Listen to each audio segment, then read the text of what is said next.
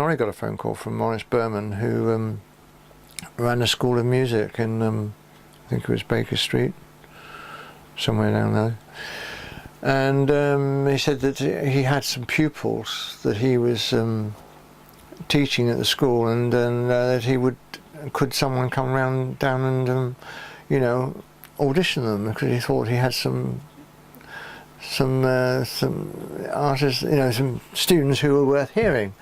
And Norrie said, well, I don't do that anymore. Maurice said, I'll put you over to John Schroeder. He's the one that goes out and listens to new talent and so on, and so I'll get him. And of course, in walked Helen Shapiero, and she sings Birth of the Blues. Absolutely blown away. I'm a person that never has any emotion when I listen to anybody, so no one knows what I'm thinking. And afterwards, after I'd heard everybody, Maurice said, well, I said, Helen Shapiero. He said, absolutely right, she was the one. And I got an acetate, we called them acetates, they were, you know, discs of what were of this audition, and I had qualms that I'd actually made a mistake, and maybe it wasn't as good as I thought it was, but when I heard it, it was. And I thought, well, I've got to get the right moment with Norrie. And I caught him one night when he'd finished and he was going to go home, and just he was going to sort of leave. I said, Norrie, give me 5 minutes of your time. He said, I've got an audition I did with a young girl. Would you please listen to it? I said, just sit down and listen to it.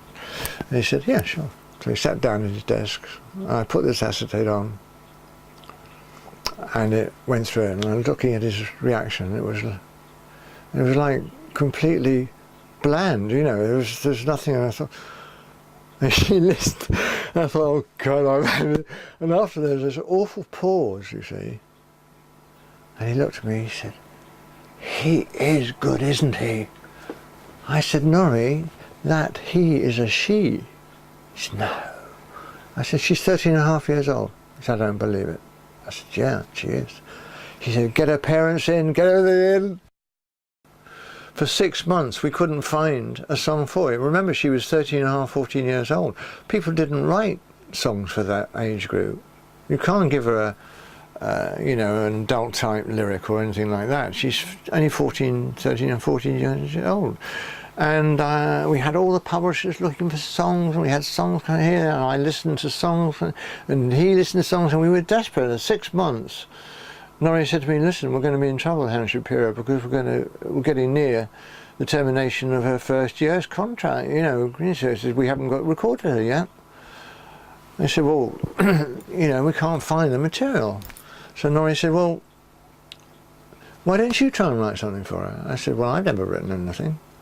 He said, well, you don't know unless you try. I said, have a think about it. Our job was to make hit records. It was all about hits. If you didn't have a hit, you didn't get a hit record, there's no point in continuing. If an artist failed to make the charts after 3 singles, they were dropped. That was the rules of EMI Records, you know, that we couldn't retain an artist for longer than 3 singles. If it didn't happen, they were immediately dropped.